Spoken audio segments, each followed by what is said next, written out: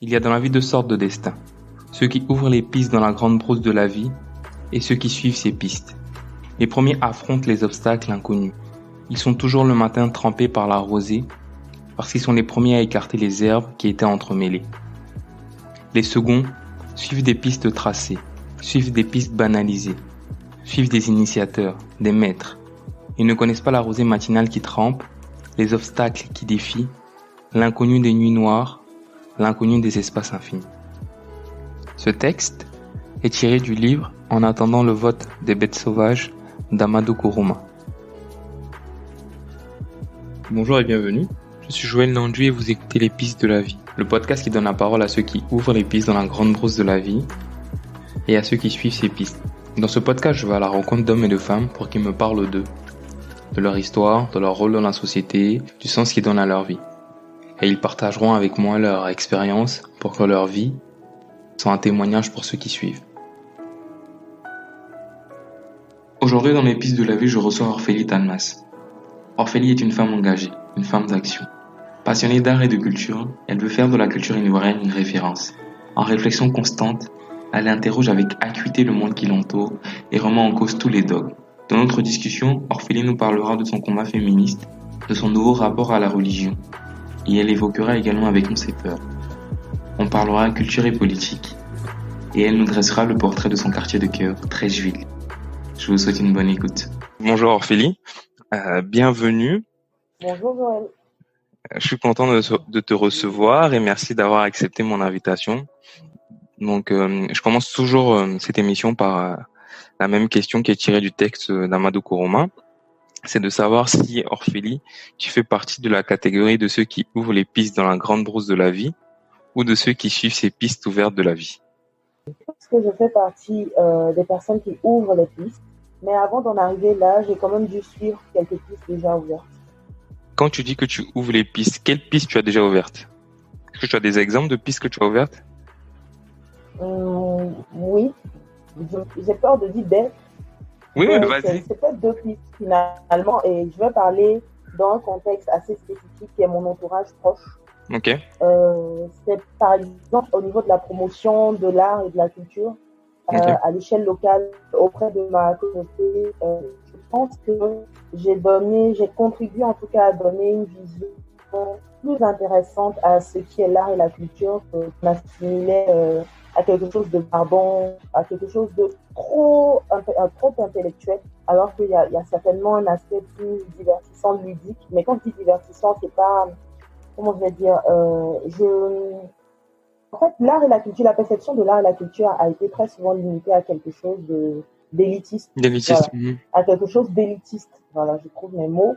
Et dans la façon dont je l'ai abordé, quand j'ai commencé à parler d'art, de culture, en faire la promotion, j'ai ouvert, je pense, les yeux sur le fait que tout le monde était légitime à s'y intéresser. Que ce n'était pas quelque chose d'aussi fermé qu'on pourrait le penser. Et je pense que j'ai contribué à rendre ce domaine-là plus tendance, en fait. Ok. Ça concerne l'art et la culture. Et pour l'autre aspect, c'est plus l'interrogation des dogmes, la remise en question d'idées reçues, de faits qu'on considère comme établis.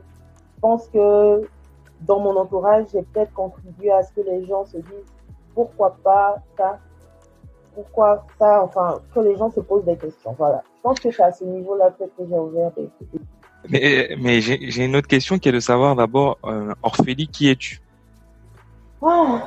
Qui je suis? La question est courte, elle paraît simple, mais elle n'est pas si simple. Qui je suis? Tout simplement, je t'aurais dit je suis une jeune femme, c'est fini, je suis ivoirienne, entretien de bateau. Mais je pense que je suis une personne en quête.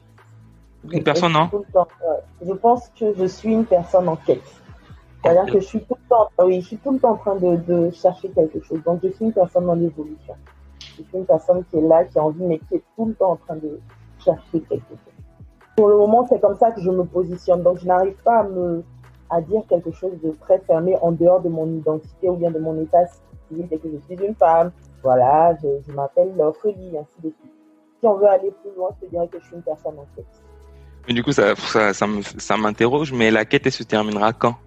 À quel moment tu sauras que t'as atteint le but, que la quête est finie? Peut-être quand je serai sur mon lit de mort. Je pense qu'on est tout le temps en quête. Je pense qu'on est tout le temps en train de se poser des questions. Je ne sais pas. Je ne sais vraiment pas. Et je serais surprise que quelqu'un arrive à me dire que il a fini de s'accomplir. On finit jamais de s'accomplir selon moi. En tout cas, moi, je pense que j'aurais jamais fini de m'accomplir. Et c'est ce qui est exaltant finalement. C'est que j'aurai toujours des objectifs comme ça à court terme, des choses que j'ai envie de faire. Je les ferai et j'aurai envie de faire toujours plus. Donc, c'est comme ça que je me positionne. Mais quel est le dernier objectif que tu as atteint? Le dernier objectif que j'ai atteint, ben, ça, on va dire, c'est certainement l'indépendance dans le sens de l'humain. Donc, c'est le fait de pouvoir me prendre en charge, de m'occuper de moi-même. Professionnellement aussi, je pense que j'ai pu atteindre un objectif professionnel. Je sais qu'il y en aura d'autres encore après. En gros, c'est ça. Et le fait aussi, il y a un autre objectif qui est un peu plus profond, c'est le fait d'assumer en fait certains points de vue qui ne sont pas forcément faciles à assumer. C'est-à-dire? C'est-à-dire On commence la thérapie. C'est-à-dire par exemple mon féminisme, par exemple. Okay. Je pense qu'à une époque je ne l'assumais pas vraiment. On me disait que tu es féministe dans mon comportement, dans ma façon de parler, dans mes idées, mais j'assumais pas. J'avais une idée un peu négative de la chose et je trouvais ça trop sectaire. Et j'ai fini par l'assumer. C'est triste à dire qu'on assume le féminisme alors que c'est une évidence. Il y a mon féminisme et puis il y a mon rapport aussi avec la religion. Que j'assume un peu plus. Donc, ouais, c'est de ça que je parle. D'accord, ben bon, que tu rentres dans le vif du sujet, donc je vais embrayer directement. Je vais pas perdre de temps. Tu dis que accepter l'étiquette de féministe, d'accord, donc ça veut dire que pour toi, c'est important à ce niveau-là de se dire féministe, ou est-ce qu'on peut quand même rester féministe sans accepter l'étiquette? Alors, le mot étiquette me dérange, alors qu'à une époque, je l'ai sûrement utilisé, mais c'est même pas une question d'étiquette. C'est juste que à l'époque, c'est juste que j'étais un peu comme beaucoup de personnes, je dirais pas de femmes, parce qu'il y a des hommes féministes, beaucoup de personnes qui assimilaient le mouvement peut-être à ces aspects seulement, soi-disant extrémistes, comme pour tout mouvement d'ailleurs. Et quand je n'avais pas envie d'avoir cette image-là, je me refusais au féminisme. Maintenant, pour l'autre question, tu dis, est-ce qu'il faut affirmer qu'on est féministe? Est-ce qu'à un moment, c'est important de s'affirmer féministe? Pour moi, oui.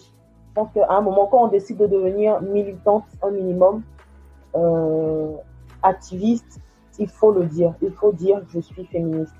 Sinon, effectivement, il existe des femmes qui, dans tous les aspects, sont féministes, mais qui ne le revendiquent pas. C'est un choix et je le respecte. Mais quand on arrive à un certain niveau où on ouvre la bouche, où on porte la parole, il faut, je pense, c'est important de dire je suis féministe. Ok, donc tu es une militante féministe, donc ça peut être une description. Militante, j'ai peur d'utiliser le mot parce que j'ai beaucoup d'admiration pour d'autres militantes qui sont vraiment encore plus actives que moi. Mais oui, je pense que je suis une activiste. Voilà. Ok, et du coup, tu es une activiste. C'est quoi ton plan? Qu'est-ce que tu vas atteindre en étant activiste féministe? C'est quoi? Alors, à mon niveau aujourd'hui, on va dire que je suis plus active sur la toile, même si récemment j'ai commencé à aller sur le terrain, mais je suis plus active sur la toile, on va pas se mentir. Et je pense que c'est important parce que moi, je considère que les réseaux sociaux, Internet, c'est un média comme tout autre. C'est comme la télé, c'est comme la radio, et c'est même, je pense, tout puissant aujourd'hui. Et il faut diffuser les idées. Internet permet de diffuser les réseaux sociaux, c'est là-bas que se diffusent le mieux les idées. C'est là-bas que se confrontent le mieux les idées. C'est là-bas que se construit un mode de pensée aujourd'hui. Et je pense que c'est là-bas que je dois diffuser l'idée du féminisme pour toucher le maximum de personnes, pour interroger le maximum de personnes, afin que ça devienne un terme et un concept plus compris par le plus grand nombre. Déjà, il faut que ce soit compris. Il y a un problème de compréhension, en tout cas à l'échelle ivoirienne. parce que c'est ici que je vis, donc je vais parler pour mon pays. Il y a un problème de compréhension encore du concept, surtout que c'est un mouvement qui vient créer des soi-disant chamboulements, qui appellent un changement, et quand c'est comme ça, c'est pas évident. Donc je pense que c'est très important à mon niveau qu'il y ait un travail de sensibilisation euh, au terme même de féminisme, c'est quoi ses objectifs, parce qu'il y a beaucoup d'incompréhension. Donc moi, à mon niveau, c'est ce que j'ai envie de faire. Je trouve que c'est très important pour les bases, en fait, avant d'attaquer des domaines plus terrain, même si ça se fait déjà. Voilà. Ok, ok. Mais je reviens toujours sur le digital pour qu'on aille un peu plus en profondeur. Est-ce que tu penses vraiment qu'un statut Facebook, Twitter, Instagram peut changer les choses, peut bouger les lignes? Est-ce que tu Oh penses... yes. Ok, vas-y. Pourquoi tu le Oh yes. penses? Vas-y. Pourquoi? Non, tu me donnes une belle opportunité là parce qu'on a tendance à minimiser les réseaux sociaux, à les mépriser même dans tout ce qui est engagement, alors qu'aujourd'hui, à notre ère, c'est déterminant. Tu sais, récemment au Bénin, il y a une journaliste qui a eu le courage, je dis bien le courage, de témoigner sur le harcèlement sexuel en milieu professionnel. Mhm, Et le président de la République s'est prononcé mhm. sur la question, s'est penché sur la question. Là, tu peux me dire qu'un simple statut, c'est quelque chose de banal, de simple. Tu vois l'impact que ça fait. Tu te rends compte? Ok. Je te donne juste cet exemple. Et il y a plein de situations comme ça, d'activation digitale comme le hashtag Je suis une victime ou vraie femme africaine, qui bouscule les pensées, qui emmène des gens qui ne s'intéressaient même pas au sujet à se prononcer sur le sujet. Et ça, c'est déterminant. Pour rester sur le thème du féminisme, quel état des lieux tu fais de la situation de la femme en Côte d'Ivoire? Parce que je pense que c'est ça qui suppose son combat pour le féminisme. C'est que si tout allait bien chez la femme ivoirienne, peut-être que tu n'allais être engagé pour autre chose. Quel état des lieux tu fais? Écoute, honnêtement, je pense que on a quand même une situation, on va dire juridique, pas mal, appréciable, franchement. Ok. J'ai lu Là, un tu peu parles de les situation juridique, hein, c'est ça? Oui, oui, je commence par la situation Hmm. juridique. En termes de loi, je pense on est bien loti. C'est pas mal. Il y a des choses, il y a quelques détails, des choses à améliorer, mais il faut saluer ça. On va pas toujours se plaindre. Par rapport à, parce que le féminisme, c'est l'égalité des droits. C'est l'égalité des droits, en l'occurrence homme-femme. Je pense que c'est vraiment pas mal. C'est à saluer les lois qui sont là établies. Euh, Vraiment, elles font la promotion des droits de l'homme. À partir du moment où ça fait la promotion des droits de l'homme, donc Mhm. l'égalité est respectée. Et dernièrement, j'ai vu qu'il y a beaucoup d'innovations qu'on essaie de mettre en place au niveau de l'Assemblée nationale avec le nom de l'enfant, avec la notion de chef de famille, enfin ce genre de petites choses-là. Je trouve ça intéressant. Donc, ça veut dire que la Côte d'Ivoire est ouverte. En tout cas, nos autorités sont quand même assez ouvertes à la question des droits de la femme. Parce que finalement, c'est de ça qu'il s'agit. Mhm. Cependant, dans les faits, il y a beaucoup de problèmes encore qui se posent. Aujourd'hui, grâce aux réseaux sociaux, grâce à des femmes qui ont eu le courage à des moments donnés de faire des simples statuts, il y a d'autres femmes qui témoignent. Il y a d'autres femmes qui disent, voilà, je me suis fait battre par telle personne, je suis partie à la police, mais personne n'a voulu m'écouter, on m'a malmené, ou bien on est carrément passé en procès, mais cet homme est couvert, ou bien cette femme, parce qu'il y a aussi les violences, c'est pas seulement homme-femme, même si c'était le plus récurrent ici, je suis désolée. Tu as des femmes aujourd'hui qui parlent d'injustice, qui disent ce qui se passe, et tu te rends compte que c'est plein de cas qui existent encore dans les faits. C'est-à-dire qu'il y a des lois qui sont là, mais est-ce que ces lois-là sont effectivement appliquées? Malheureusement, non, dans la majeure partie. Et je trouve qu'on est trop limité à Abidjan. Moi, quand mes réseaux sociaux, quand je les observe, la plupart des personnes avec qui j'interagis sont des gens qui vivent à Abidjan ou qui sont carrément à l'extérieur du pays.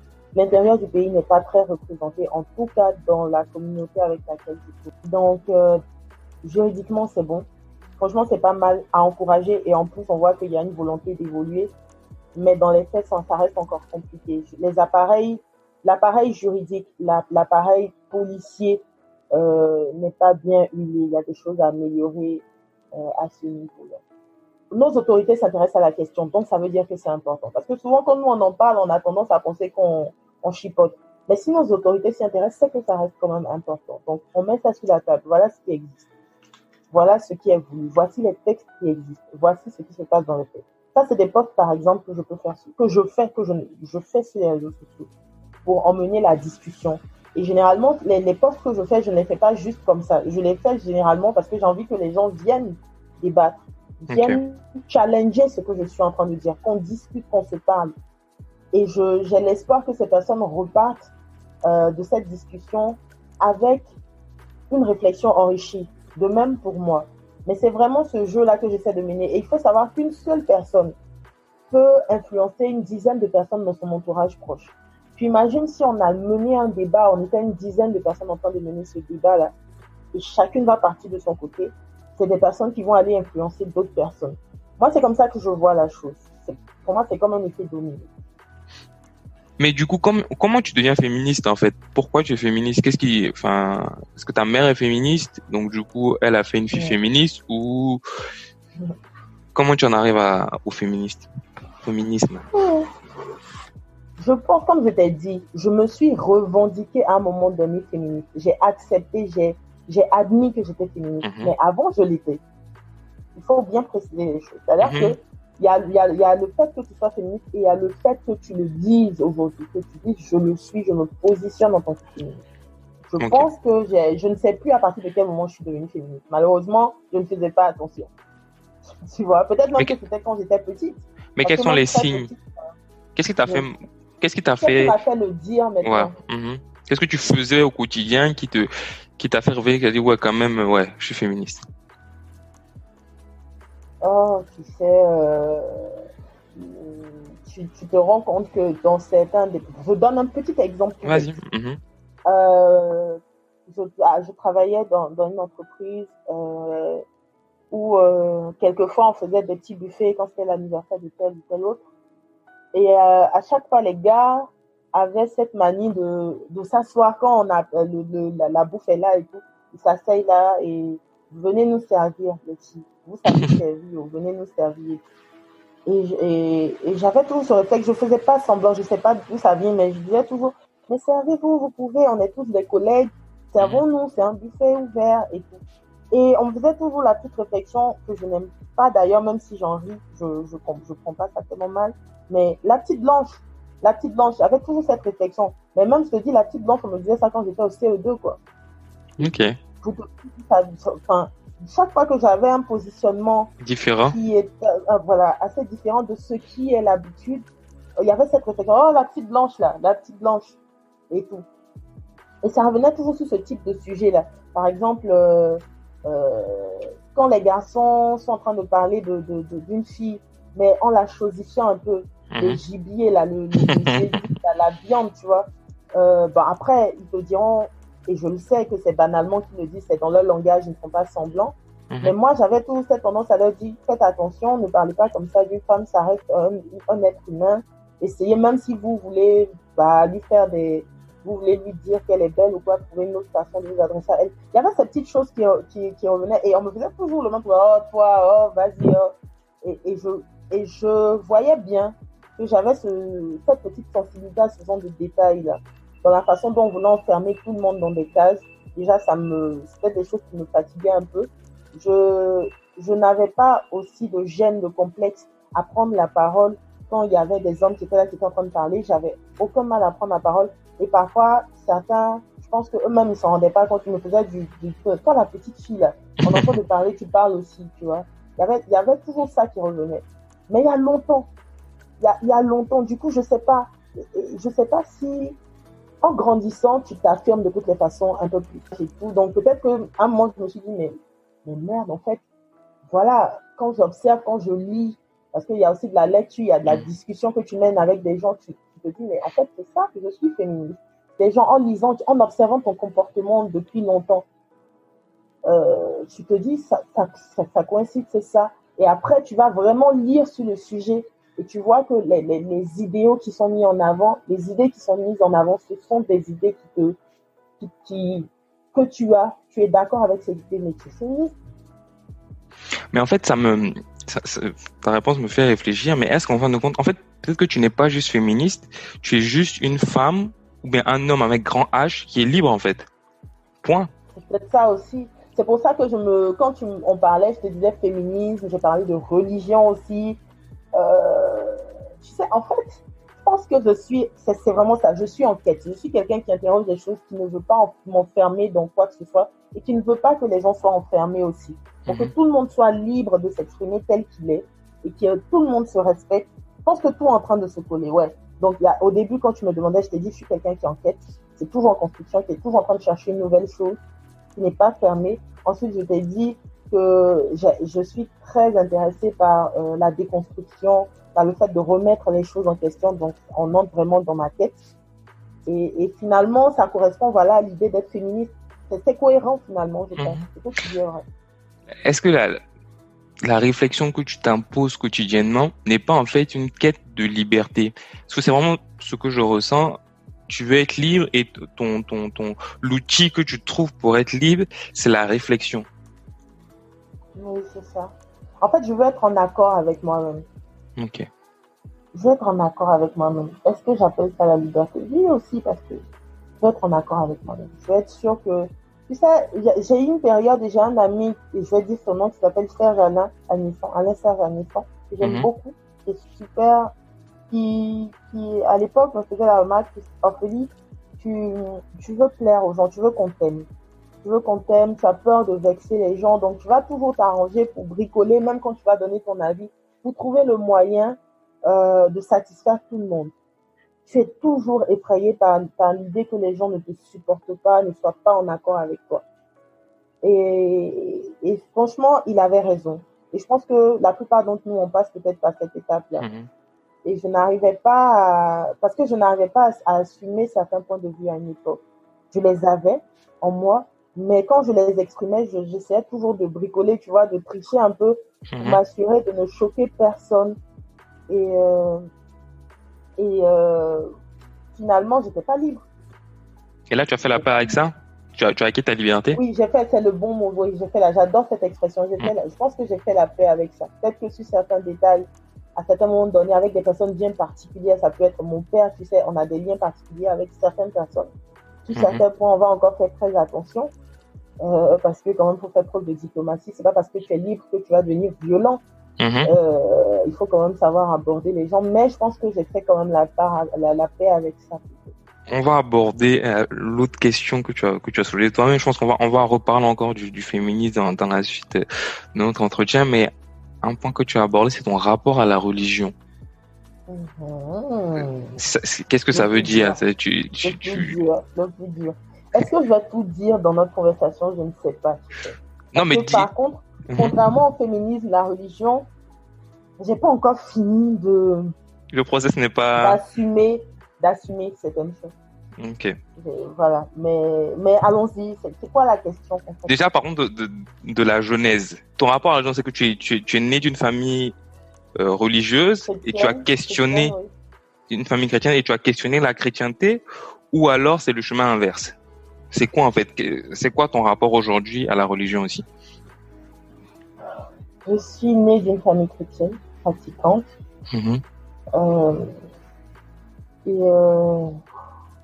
Déjà à la base, je suis assez curieuse. Très curieuse. Et quand j'étais petite, il y a une anecdote, il y a mon oncle qui disait quand je débarquais quelque part, tout le monde essayait de s'échapper un peu parce que j'avais posé beaucoup de questions à un moment donné. C'était intéressant, mais en même temps, ça pouvait être fatiguant. Donc, de nature même, je suis curieuse. Je pense que après, on a des choses innées en nous. Ça, on est curieux. Et que d'autres ne comprendraient pas parce que peut-être c'est pas leur façon d'être naturelle. Donc, il y a ça. Et puis, il y a le fait aussi que j'ai été confrontée à beaucoup d'encyclopédies. Donc, quand tu es dans une maison où il y a une grande bibliothèque et plein d'encyclopédies et que tu es un enfant curieux, quand tu as la taille pour pouvoir récupérer les livres qui sont tout en haut, tu ne viens pas. Tu prends le tabouret, tu montes, tu vas chercher. Et c'est ce qui s'est passé, en fait, c'est que j'ai beaucoup lu les encyclopédies de mes parents. Et quand tu es petit, très petit, et que tu lis, c'est encore plus fort que quand tu es adulte. Carrément. C'est encore plus fort. Et c'est ce qui s'est passé. Quand tu commences à lire sur, par exemple, la mythologie grecque, romaine et tout ça, et que tu trouves qu'il y a beaucoup de similitudes dans les fables, parce que quand il s'agit de mythologie grecque, on dit que c'est des fables, quand tu te rends compte qu'il y a beaucoup de similitudes entre ça et ce qui se passe dans ta Bible, Ok. Tu t'interroges. Et quand ensuite tu t'intéresses aussi à la religion du côté de l'Égypte et que tu te rends compte, par exemple, l'Immaculée Conception n'est rien de nouveau et que ça existait très très longtemps avant l'Immaculée Conception de ta religion, je pense que tu es en droit de t'interroger. Ok. Voilà. Tu peux avoir peur de t'interroger. D'autres vont refuser. Ils vont dire non, non, j'ai la foi, je reste sur mon truc, je ne bouge pas. Bon, quelqu'un comme moi. Et ton interrogation a débouché sur quoi? Ouh, j'ai chaud en plus là. Alors, écoute, je vais résumer un truc. Après, tu pourras me poser d'autres questions. C'est que je crois en Dieu. Ok. Je crois en Dieu et ma conception de Dieu, forcément, est très influencée par l'éducation que j'ai reçue. Carrément. Tu vois, ça, j'y peux rien. J'ai reçu une éducation qui vient de mes parents que je respecte, que j'admire, dont la vie est une référence pour moi. Donc, ça me sert de repère. Et j'ai choisi de me baser sur ce repère-là pour faire mon choix. Parce que là, c'est un choix. Carrément. C'est un choix de croire en Dieu. Quand tu nais, ce n'est pas un choix de croire au Dieu que tu viens de trouver dans ta famille, de tes parents. C'est pas un choix, on te l'impose. Ça, c'est ma conception des choses.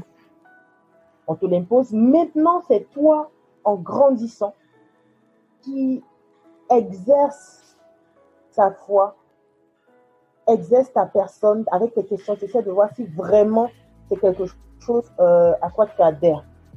C'est ce que j'ai fait. Donc aujourd'hui, moi, j'en suis arrivée à la conclusion que je crois en Dieu, au Dieu d'Abraham. Ok. C'est comme ça que je dis tout le temps, je précise tout le temps. Je crois en le Dieu d'Abraham, d'Israël, de Jacob et tout ça. Mais je pense que c'est beaucoup parce que aussi j'ai grandi dans une famille qui m'a quelque peu inculqué ça. Mais j'ai fait un choix. C'est un choix que j'ai fait. Il faut bien que je le précise. J'aurais pu aussi dire que je ne crois pas en le Dieu d'Abraham et que je crois en une force supérieure qui définit parfois l'incompréhensible de notre vie. Parce que parfois, il y a des choses que tu ne comprends pas. Il y a ce qu'on appelle les coïncidences de hasard, des choses étranges. Et donc, il y a cette chose au-dessus en laquelle je crois. Et je ne mets pas de nom dessus, puis on avance comme ça. Non. J'ai décidé, moi, de mettre un nom dessus qui est Dieu, le Dieu d'Abraham. Et ça me vient de mon éducation. Je ne sais pas si tu vois. Ça, c'est un choix. Mais voilà, c'est vraiment un choix que j'ai fait. Après, il faut bien, oh là là, qu'on comprenne que en fait ce choix que j'ai fait là implique des aménagements. Tu comprends? Des aménagements dans quoi? Dans ta pratique? Dans la pratique. Dans la pratique, il y a des choses, tu sais, dans le livre saint, il y a des épisodes, il y a beaucoup d'épisodes. Je vais te dire clairement qu'il y a des épisodes dans lesquels je ne crois pas. Ok. Voilà. Exactement. Donc, je crois en Dieu à la force supérieure. Dans les livres saints, il y a des épisodes dans lesquels je ne crois pas. Et comment on arrive justement à dire qu'on croit en un Dieu, donc le Dieu d'Abraham, qui se base sur la Bible, d'accord, et trier, dire je prends ça, je prends pas ça. C'est pas, je ne trie pas, je trie ce que les hommes ont fait. Pour moi, ce sont les hommes qui ont fait la religion. Pour moi, ce sont les hommes qui ont manipulé, parfois positivement, hein, mais quand je dis manipuler, je veux dire que c'est de leurs mains. Ils ont fait les textes, ils ont fait, voilà, ils ont organisé les choses. Donc, il y a la spiritualité, il y a la foi, et la religion vient organiser cette spiritualité-là. Donc, dans la façon de prier, dans le livre qu'on va utiliser comme support de prière, dans les célébrations. Tu vois un peu ce que je veux dire? Mais donc, quelle est la différence entre... C'est ça que je prie en fait, c'est ce qui relève de la religion en elle-même. Mais qu'est-ce qui fait la différence entre toi qui trie et les autres hommes qui ont trié? Qui a la vérité? Chacun a sa vérité. C'est ce que je te dis. J'essaie d'être conforme, en conformité avec moi. Mais est-ce que tu sais, est-ce que tu es conforme avec Dieu? Je pense que je suis conforme en le Dieu que je crois. J'ai choisi de croire. Je pense que je suis conforme. Je pense qu'il y a des valeurs universelles que je retrouve dans toutes les religions, qui sont l'amour et ce genre de choses-là. Et je crois qui sont la tolérance, qui sont le fait de ne pas tuer, de ne pas voler, de respecter ses parents. Je veux dire, il y a des évidences. Il y a des choses que tu ressens dans ton cœur. Et là, je ne suis même pas en train de te parler de mon intelligence parce que il y a eu des moments où, sur les réseaux sociaux, j'ai eu à donner mon avis et j'ai eu des remarques de personnes très pieuses qui disaient, ouais, tu penses trop avec ton intelligence. Quand on parle de Dieu, il faut aller de l'ordre du spirituel, c'est la foi. Mais c'est des choses que je ressens, c'est pas juste mon intelligence.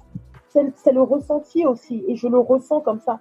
Je ne crois pas que Dieu prône la division. Et je trouve que la religion prône beaucoup quand même la division. Je trouve. Exemple, par exemple, les mariages en deux religions différentes. Ok. Exemple, par exemple, le fait que dans le christianisme, on te dira Jésus est le chemin, la vérité et la vie et qu'il n'y a que par lui que tu puisses atteindre le paradis. C'est rejeter finalement, ça c'est un exemple, mais c'est rejeter finalement quelqu'un qui est musulman, qui ne croit pas en Jésus tel qu'on le conçoit dans notre Bible, ou le bouddhiste, ou le juif. Et vice-versa, c'est comme ça, dans la religion musulmane, on te dira il faut croire en telle règle qui ne se retrouve pas dans le christianisme. Sinon, tu n'iras pas au paradis. Donc, toutes les religions, j'ai l'impression qu'elles conditionnent à un moment donné.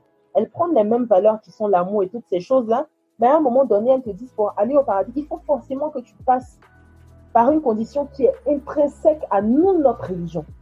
Est-ce que tu vois? Donc ta logique, c'est de dire il faudrait qu'il y ait une règle universelle qui garantisse le paradis. Non, je ne dis pas qu'il faudrait qu'il y ait une règle universelle. Je dis que chacun, en fonction de la religion ou de la voie qu'il a choisie, est valable au paradis. Ok, ouais, c'est intéressant. Tu vois ce que je veux dire? Ouais. C'est difficile de réussir à bien communiquer l'idée. J'espère que je vais réussir à me faire comprendre un peu. Et ta vraie conviction vient de ta paix, si je peux, de la paix que tes croyances créent, en gros. C'est ça, oui. C'est ça. La paix. La paix. Et pardon, mais aussi de valeurs qui sont pour moi universelles. Ok. Il y a des valeurs universelles. Notamment, tu as dit la paix, mais il y a l'amour. Simplement. Il y a l'amour de son prochain. J'aime pas qu'on conditionne comme ça les gens avec des tu vois, toutes les religions ont leurs petites conditions, là. Te bloquent, en fait. Okay. Je donne un exemple. Moi, j'ai quelqu'un que j'aime beaucoup et qui m'aime beaucoup. On discutait parce qu'on n'a pas la même religion. Et cette personne me disait, j'ai pas de problème avec le fait que tu sois chrétienne. Hein. Tu es quelqu'un de bien, je t'ai connu. En tant que chrétienne, tu as une vie qui me... Je trouve que tu as une vie qui me convient, tu as une façon de penser qui me convient. Donc, ça veut dire que ta religion n'est pas un problème, finalement. Mais ce qui m'inquiète, c'est est-ce que tu vas aller au paradis? Et j'étais surprise, je lui ai dit, mais pourquoi tu demandes ça? Il dit, non, parce que tu n'es pas de ma religion. Dans ma religion, il y a une règle qui est là, qui est là, qui est là. Et je lui ai dit, mais ça tombe bien. Dans ma religion aussi, il y a cette règle qui est là, qui est là. Donc, moi aussi, j'ai peur que tu n'ailles pas au paradis si je me base sur cette règle. Un peu. Par contre, on a un truc en commun dans nos religions qui est que c'est de s'aimer les uns les autres, d'être tolérant, d'être charitable. Et je peux pas me concentrer sur ça. Okay. Sinon, je veux t'expliquer un truc, c'est que ça va paraître paradoxal, mais pour moi, c'est pas paradoxal.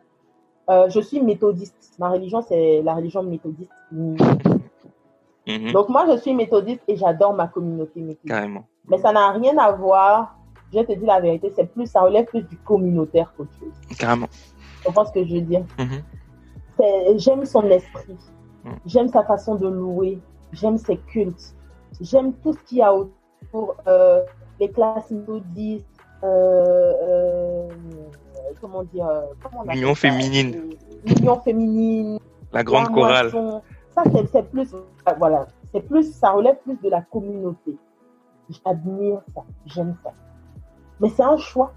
Je veux te dire que quand tu as une certaine spiritualité, une fois, je pense qu'à un moment donné, tu as besoin d'appartenir peut-être à une communauté, d'avoir une certaine base, de retrouver des frères pour te recueillir. Ça, c'est nécessaire. C'est pour ça que je suis d'accord aussi avec le fait qu'il existe des religions. Mais je ne suis pas d'accord avec le fait que ces religions-là soient déterminantes. Pour moi, c'est la foi qui est déterminante. Par contre, je vais anticiper sur des personnes qui sont très, très ancrées dans la religion chrétienne, en l'occurrence. Je vais anticiper parce qu'une fois, j'ai partagé un truc comme ça où j'expliquais cette idée-là qu'il faut arrêter d'indexer la religion des autres pour pouvoir les évangéliser. Je vais leur dire, parce que quelqu'un avait répondu, il dit, mais on a une mission qui est de diffuser la parole de Dieu partout par le monde et tout ça. ok, c'est ta mission d'aller parler du Christ, voilà, en l'occurrence. C'est ta mission d'aller parler de lui, d'évangéliser. Je précise que j'ai fait de l'évangélisation en rue, hein, moi, à une époque. Donc, quand tu vas le faire, tu ne le fais pas en indexant la religion de l'autre. Tu parles de ta religion, tu peux promouvoir ta religion. Dire que voilà, Jésus-Christ ou je sais pas, Mahomet, tu peux faire ça. Il n'y a pas de problème. Mais tu n'es pas là pour venir dire, toi, là, c'est pas bon. Il y a la sorcellerie là-bas et tout. C'est tout ce qu'on demande aux gens. Respectez la religion des autres. Si vous voulez que les gens rejoignent votre paroisse, parlez seulement de votre paroisse. Mais ne venez pas cracher sur la paroisse de l'autre. En fait, c'est ce que moi je dis. Parce que peut-être que l'autre aussi est dans le vrai. On ne sait pas. Chacun a ses avis. À sa réalité. Enfin, comment? Voilà. La seule chose qui nous unit, c'est le fait qu'on sait qu'on doit s'aimer les uns les autres. Ça, c'est le truc fondamental qu'il ne faut jamais oublier. Pour moi, c'est la chose la plus importante. Je veux qu'on parle un peu de ton parcours. Tu as fait du droit. Et là, je crois que tu travailles plus du tout dans le droit, tu travailles dans la communication. Comment on en arrive là? Comment on passe d'une ambition de travailler dans le droit et aujourd'hui à faire de la communication? Qu'est-ce qui se passe sur ton chemin, quoi? Bon, déjà, il y a aussi les opportunités. Hein. Plus simplement, après, je vais développer, mais après, il y a des opportunités qui se placent. Voilà, mais en réalité, quand je me suis inscrite à la base, je voulais faire du journalisme. Ok. C'était soit le journalisme, soit le droit. Et puis, bon, on m'a fait comprendre, les aînés m'ont fait comprendre que quand même, le droit, c'est encore plus, excuse-moi le terme, hein, j'en trouve pas un de bien, de mieux plutôt. C'est plus noble, tu vois, juriste, avocat, magistrat. Il y a plus d'autorité. Il y a plus aussi de possibilités de se faire du blé. Okay. Donc, des deux professions là qui t'intéressent, ça, ce serait plus. C'est sûr que le journalisme, c'était vraiment mon kiff, c'était quelque chose que je voulais vraiment faire. Donc, j'ai fait le droit aussi parce que je me suis inscrite finalement, je me suis spécialisée en droit international public parce que là-bas, il y avait tout ce qui est relations internationales, sciences politiques et tout. Et tu sais, on a plein de rêves, on a plein d'idéaux, on veut changer le monde, on veut installer la justice et la paix dans le monde, dans la République et tout. On se dit que c'est la meilleure façon de le faire. Donc, c'est comme ça que je me suis inscrite en faculté. Et en 2010-2011, j'ai bien compris que le droit, en fait, c'était quelque chose qui sert de bien. Et ça me ramène à l'histoire des droits de la femme et tout. Mais dans les faits, c'est un peu plus complexe. Et qu'il y a tout un jeu politique, sociologique, un jeu de sensibilisation qui est encore plus fort même que les lois qui sont édictées. Donc, c'est-à-dire que tu auras beau faire des lois et tout, il y a une base qui est la sensibilisation, qui est la communication, qui est super déterminante, qui est aussi la politique, qui est super déterminant, et qui te dit, j'avoue que j'étais un peu, à l'époque, un peu blasée. Je me suis dit, mais à quoi ça sert là, ouais, ça sert le droit, c'est ça? Finalement, on ne respecte pas ça. Oui, à un moment, tu te poses un peu la question. C'est des petits doutes que tu as. Hein. Bon, comme je te dis, madame, question. Remise en question. Donc, donc je me disais, c'est bien le droit. Sur le principe, c'est super. Et le droit, ça sert, mais est-ce que j'ai pas envie finalement de m'intéresser aussi à d'autres choses, comme de revenir à mon amour pour la communication, le journalisme et tout ça. À quel moment tu arrêtes le droit et à quel moment tu te dis, ouais, en fin de compte, ouais, là, c'est ce que je veux faire, là. Là, je suis bien. Là, je suis dans mon élément et j'y reste. Arrêter le droit, c'est pas comme si j'ai dit j'arrête le droit, j'ai juste fini mes études. Ok. J'ai fini mon master 2. Entre-temps, vu que j'avais déjà commencé un stage dans tout ce qui est médias, j'avais commencé à me faire mes armes et mon réseau. Donc, ça a été plus évident pour moi après d'avoir des gombos, comme on dit, des civils comme ça dans le milieu de tout ce qui est digital, création de contenu en ligne, médias. Tout de suite, j'ai commencé à avoir ce genre d'opportunités là aussitôt. Donc voilà, donc c'est là où je te parlais d'opportunités. Ce sont des opportunités qui se sont présentées, qui étaient cohérentes avec le stage que j'avais entrepris. Et je me suis lancée. Et ça n'a été que ça dans mon évolution. Ça n'a été que des opportunités liées aux médias, à la communication digitale, voilà. Et tout simplement ça. Il y a un truc que j'ai noté et tu me diras si c'est vraiment, j'ai noté le mot audace. J'ai l'impression que ta carrière, tout ce que tu es en train de construire a été le fruit de ton audace. Bon, la fille, en fait, elle construit son parcours à l'audace. Est-ce que c'est comme ça Bon, que tu définis ou ce c'est... qui est intéressant dans le regard extérieur des gens, c'est que parfois nous-mêmes, on n'a pas assez de recul pour observer ça. Mais bon, c'était pas calculé en fait. C'était pas l'idée de dire je pars avec de l'audace. Mais bon, peut-être que c'est ça au final. Je pense que la plupart des. Est-ce que c'est de l'audace? Pour moi, c'est normal en fait. Ah, ok. C'est-à-dire que tu veux quelque chose, tu vas chercher, non? Non, je sais pas. Enfin, tu veux. Je sais pas. Si tu veux un truc, tu vas chercher. Donc, quand tu veux quelque chose, tu le prends. Point. Je le prends pas. Je tente de le prendre. Si c'est pas pour moi, c'est pas pour moi. J'arrache pas les choses. Mais je vais vers la chose, je demande. Ok, donc tu n'as Une aucun fois. regret. Voilà. Non. Ok. Regret pourquoi en fait? Non, non, regret de pas avoir tenté certaines choses plutôt. Tu as toujours tenté Ah tout non, ce que tu voulais faire. oui, j'ai toujours tenté. Ouais, j'ai toujours tenté. Si je tente pas, c'est que ça me bien. C'est pas en vrai. D'accord. Ok. Parlons toujours dans le domaine professionnel de ta carrière. Donc, tu commences ta carrière. Est-ce que là aujourd'hui, tu es en paix avec ta carrière et quel est ton rapport à la notion de travail? Par rapport à ce dont tu parles, carrière professionnelle et tout, le seul moment où j'ai eu une période complexe, c'était quand j'étais entre ma petite entreprise et le boulot que j'exerçais, c'était l'année passée, où j'ai dû faire un choix. J'ai dû faire un choix parce que la petite entreprise venait de vraiment la déployer en tant qu'une entreprise formelle. Et par la grâce de Dieu, on avait la chance on avait des opportunités, tu vois. On a eu la confiance de certains annonceurs qui ont voulu travailler avec nous. Donc, ça demandait que je sois beaucoup focus dessus, que je donne beaucoup de mon temps, même s'il y avait une équipe. Et en même temps, je travaille pour une boîte que j'adore. Donc, j'étais entre les deux et c'était une période où il fallait quand même faire un choix. Et je savais que tôt ou tard, ça arriverait. C'est-à-dire que quand tu veux devenir entrepreneur et que tu es salarié dans le même temps, à un moment, ça devient un peu difficile si tu veux prendre de l'ampleur. Donc, j'ai eu cette période complexe-là. C'était la seule période complexe dans ma carrière professionnelle, mais ça s'est bien terminé parce que finalement, je suis partie dans le sens de l'entreprise, un peu effrayée parce que je me disais comment je vais faire pour vivre, comment je vais payer mon loyer, plein de questionnements.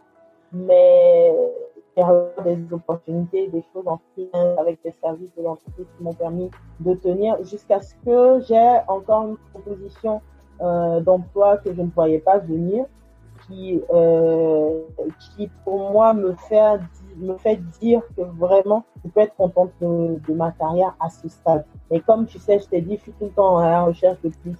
Donc je suis contente, plutôt satisfaite de comment les choses se passent, agréablement parfois surprise de ce qui m'arrive.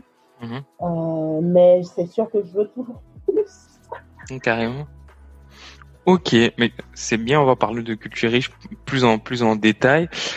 D'abord, dis-moi, c'est quoi Culture Riche et comment tu y arrives en fait? Culture Riche, c'est une agence de promotion des arts et de la culture. Donc, on a différents services qui sont la communication, par exemple. On accompagne des événements, notamment des festivals ou même des produits sur leur communication avec des packages. On a notre média où on publie des articles, des vidéos qui ont rapport avec l'art et la culture.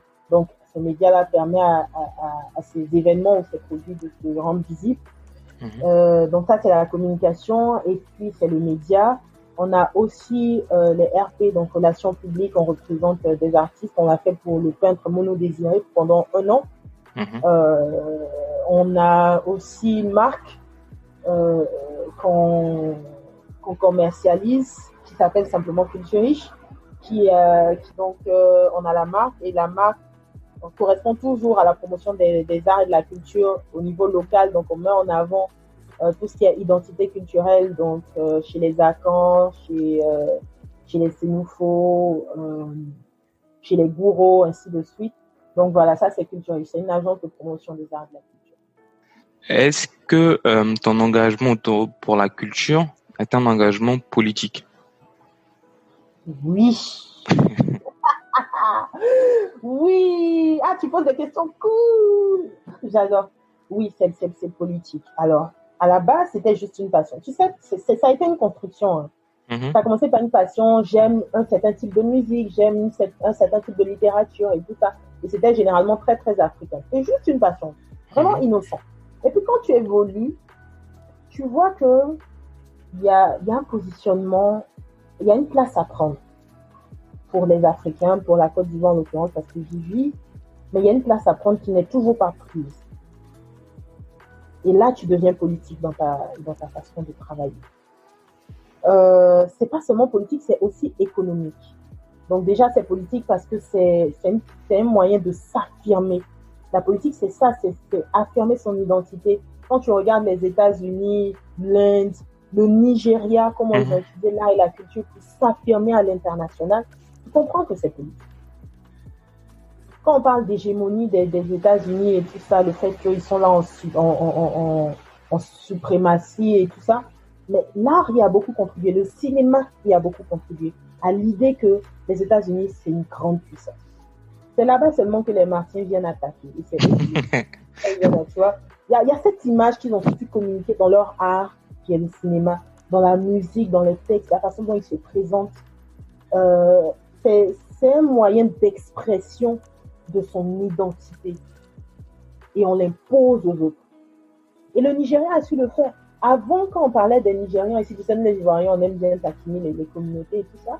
On disait les Zanongo, les Zaoussa. Et mais on avait une façon dans le temps de le dire un peu moqueur. Voilà. On les assimilait un peu, je n'irais pas jusqu'à dire méprisant. Mais ce côté un peu banal là, et on les limitait seulement à c'est des quincaillers, c'est des vendeurs de, je sais pas, de savon, c'est des brouteurs et tout ça.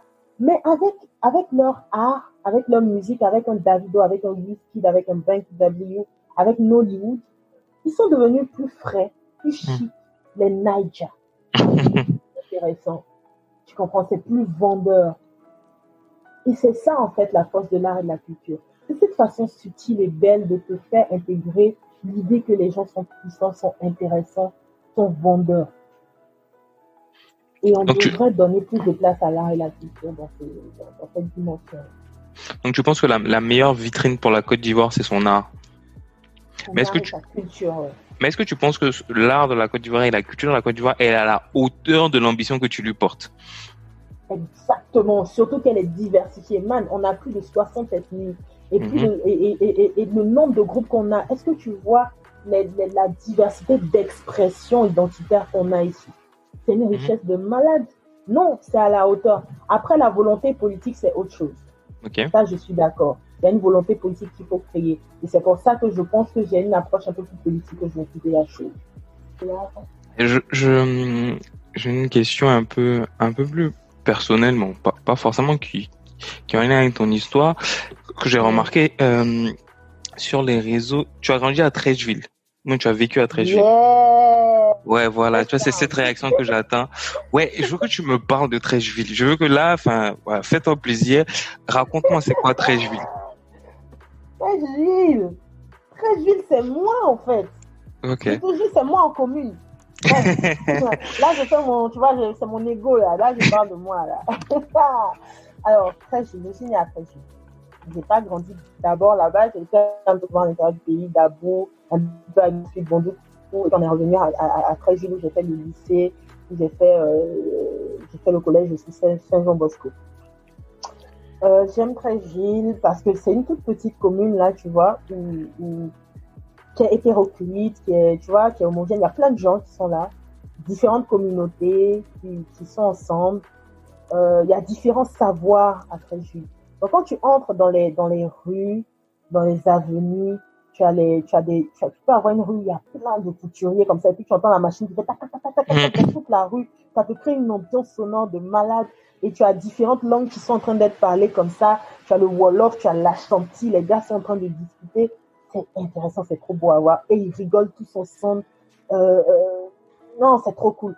Tu peux avoir une rue où il y a des gars qui sont en train de la cordonnerie artisanale, ils sont en train de fabriquer des chaussures. Donc, tu as un ensemble de savoirs, une diversité de savoirs, une diversité de peuples, de communautés, de langues.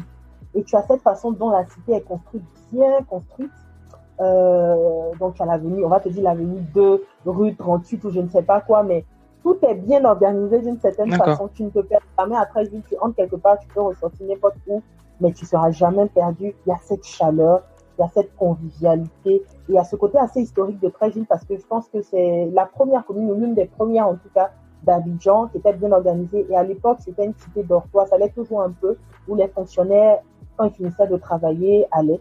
Donc les familles étaient là-bas et tout. Il y a toute une histoire aussi au niveau de Treichville. Il y a encore beaucoup de traces d'une époque très très lointaine, coloniale et tout, qui est encore là, même si bon, ils sont en train de construire de plus en plus d'immeubles. Tu as les cours communes qui sont toujours là. Non, j'adore cette commune, je l'adore. Quelles sont tes peurs aujourd'hui là, au stade où tu es arrivé? Ma peur, c'est de ne pas assumer celle que je suis parce que ça ne correspondrait pas à ce que la société attend de moi. Ça, c'est ma peur. Ouais. Ma peur, c'est de ne pas assumer celle que je suis parce que ça ne correspondrait pas à ce que la société veut de moi. Ok. Et est-ce qu'en ce moment, tu as peur? Non. Pour le moment, mais j'ai peur d'avoir peur, en fait. Je sens que ça pourrait venir. J'ai peur parce que, tu sais, quand tu es une femme, il y a beaucoup plus d'attentes d'une femme. On attend des choses des hommes. Je veux pas quand m'écoutant, ils vont dire, ah, voilà, elle va commencer peut-être à faire sa victime, en mode des femmes souffrent et tout, mais après, c'est une réalité. Pas qu'on souffre tout de suite, mais c'est un peu plus compliqué. Aujourd'hui, tu dois être une bonne travailleuse. Professionnellement, tu dois t'en sortir. Si c'est pas professionnellement, en tout cas dans le business ou quoi, et financièrement, tu dois être capable de créer de la richesse. Mais à côté de ça, tu dois être une mère. On considère qu'à partir du moment où tu es femme, tu dois être une mère quoi qu'il arrive. Tu dois être mariée. Une femme, c'est ça. Et ça fait quand même... Ça fait peur parce que la seule chose que moi, je pense que je maîtrise assez bien, c'est le professionnel ou en tout cas créer de la richesse. Je sais que ça dépend de toi seul. C'est-à-dire le travail que tu vas faire, comment tu vas te donner, ça dépend de toi. Tout ce qui est mariage ou enfant, c'est des choses que je trouve relatives. Il n'y a pas que toi seul. Et comme on est défini à travers les points que j'ai cités, quand tu n'arrives pas à tous les réunir, il y a des moments où tu peux tomber sur des personnes qui vont te demander pourquoi. Et qui vont te dire, il faut que tu le fasses. C'est important, ils vont souvent te le rappeler. Et même si tu ne veux pas te sentir coupable, peut-être de ne pas y arriver, je sais pas, je me dis, ça peut arriver. Ça peut être tellement oppressant qu'à un moment, tu vas te poser des questions. Bon, je ne suis pas encore à ce stade. Mais je connais des personnes qui vivent ça. Et je pense que je ne suis pas loin d'arriver au stade où on va commencer. Et même, il n'y a même pas longtemps, la semaine passée, je suis allée voir une cousine qui a accouché récemment. Et on causait, on était heureuse de se voir. Et quelqu'un en moi m'a dit, cherche à faire ton enfant appelé. C'est quelque chose qui est tellement chic. Quoi tu attends, toi, cherche à faire ton enfant. Et je lui ai dit, tu vois, parce qu'elle me connaît bien, elle dit, tu vois, tu t'en rends même pas compte. Et elle n'a pas fait ça méchamment, mais les gens font ça naturellement. C'est pas leur faute. On est dans une société qui est construite comme ça. Donc forcément, à un moment donné, on va attendre des choses de toi qui ne dépendent pas totalement de toi. Et ça te désarme. Et tu te demandes à un moment donné, est-ce que je suis en faute? Pourquoi cette personne-là arrive à avoir ça et moi, j'arrive pas à avoir? Et on te pose tout le temps la question, à un moment, tu te dis, c'est ta faute. Et moi, j'ai peur, en fait, à un moment donné, de ne pas correspondre à ce schéma et de m'en vouloir, en fait. C'est-à-dire, je n'ai pas simplement peur de ne pas correspondre à ce schéma, non. Mais j'ai peur de m'en vouloir, de ne pas assumer ça, en fait. Ne pas assumer que tu aies fait d'autres choix. Que j'ai fait d'autres choix. Ou bien que même si je ne les ai pas fait, c'est comme ça, c'est la vie, c'est comme ça, les choses se présentent. Mais ça, c'est un exemple que je prends par rapport au statut de femme. Mais il y a aussi par rapport à mon rapport avec la religion, tu vois, ce genre de choses, même le féminisme et tout ça. Ma seule crainte serait que devant, je n'assume pas certaines choses. Tu as beau te dire, c'est pas grave, si j'ai pas telle chose, c'est pas grave si je suis comme ça. Mais tu ressembles à une exception. Du coup, la plupart des gens qui seront autour de toi vont te dire que non, c'est pas normal, ressaisis-toi, sors de ça et tout. Et à un moment, tu peux te laisser aller, te dire finalement, peut-être que je ne suis pas comme il faut. Peut-être que j'ai raté quelque chose. Et c'est ça que j'appréhende devant. Est-ce que je saurais rester ferme sur tes convictions, dans ma volonté d'être libre, voilà, dans mes convictions. C'est surtout ça. Ok. Est-ce que tu as des gens qui t'influencent ou bien des choses qui t'ont influencé? Mes lectures m'ont influencé, comme je t'ai dit. Discuter avec certaines personnes ont certainement influencé ma réflexion. Donc, quand tu vas discuter avec un Armand Gauze, sur certains points, on n'est pas d'accord. Et étrangement, c'est sur les points, on n'est pas d'accord. J'adore ça parce que ça me challenge. Donc, quand tu discutes, par exemple, Armand Gauze, si je discute avec lui, je ne dirais pas que c'est lui-même sa personne qui m'a influencé, mais c'est la discussion qu'on aura eue. Donc, c'est des épisodes qui m'influencent, des discussions, des lectures. Bon, Ophélie, on tire sur la fin de notre entretien. Et donc, j'ai une dernière question qui est celle de savoir quel héritage tu aimerais laisser. Tu sais, quand on me parle de laisser un héritage, ça veut dire que je vais nous ramener à la notion de mission. Ça veut dire que tu es là pour une mission. Tu es venu pour laisser quelque chose. Donc, tu es là pour une mission. Tu vis pour une mission. Mais je pense que notre mission à nous, déjà, c'est d'être nous. Donc, c'est de vivre notre vie. Ça, c'est notre mission. Ok. Et maintenant, cette vie-là va peut-être... Notre manière de mener notre vie va peut-être influencer des gens. La manière dont je suis en train de mener ma vie aujourd'hui, pour moi, interpelle la déconstruction pour une reconstruction en conformité avec le monde. J'espère que ma vie ma présence dans la vie de mon entourage aura invité la remise en question, l'idée d'être en conformité avec soi-même, l'idée de ne pas être braqué, de ne pas être fermé, d'être ouvert d'esprit. À la limite, c'est l'héritage que je pourrais laisser. Ça, c'est quelque chose qui relève plus du spirituel, de l'au-dessus. Maintenant, de façon plus matérielle, peut-être, je voudrais laisser un héritage à l'industrie créative, à la scène de promotion des arts de la culture. Me dire que j'ai contribué à rendre la chose plus accessible à tout le monde. J'aimerais plus tard me dire ça, avoir cette idée-là, qu'on est arrivé à rapprocher l'art et la culture de tout le monde, du grand public, parce qu'à un moment donné, une jeune demoiselle s'est prêtée au jeu. Voilà. Sans prétention, ou peut-être même avec de la prétention. Ouais, tu peux avoir de la prétention. Je veux, ouais. Ah ouais. Merci beaucoup, Ophélie.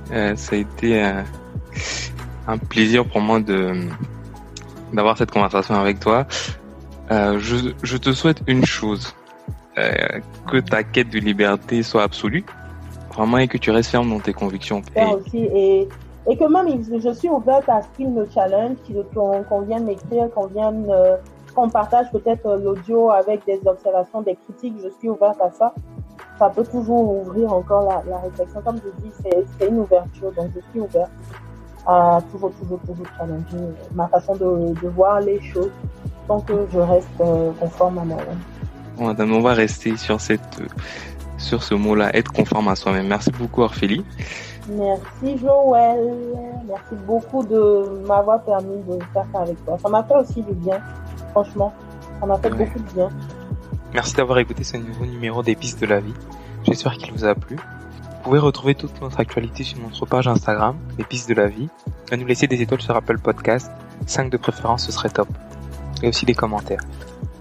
Et si vous aimez les podcasts et l'Afrique, vous pouvez également écouter Jelly Podcast, un podcast qui raconte les événements politiques, historiques, sociaux et culturels qui ont jalonné l'histoire de l'Afrique et de la Côte d'Ivoire en particulier. Vous pouvez retrouver tous les épisodes sur toutes les plateformes et nous suivre sur notre page Instagram, Jelly Podcast. Merci et à bientôt. C'était Ophélie Talmas avec vous pour les Pistes de la vie et je vous laisse avec Bayun de Daraji Family. Samaganyangi, Domo Afrika Mbelekani, Yaga Dinadani, Chigeu Kenduko Jamnani, Nenala Samaganya. Anazuture bifinyo mamba yivon, Diko yura fetjin yura nyewon, Tefamel ni de nyu bayi sunyu yon, bëgg askano lu ñu moomu doon dëgg xam sa bopp bëggan ñu wax la ki nga doon africain et fier de ce que nous sommes fier d'être africain je suis africain donc je suis mes ancêtres ont souffert le martyre pour que je puisse relever le défi c'est à moi de porter le flambeau je peux pas me mettre en lambeau pour mettre KO il faut au minimum une armée de 100 000 Rambo et à ton propre histoire il raconte des histoires de la plus grande des civilisations est née en Afrique noire l'Afrique a inspiré le monde avec ses pyramides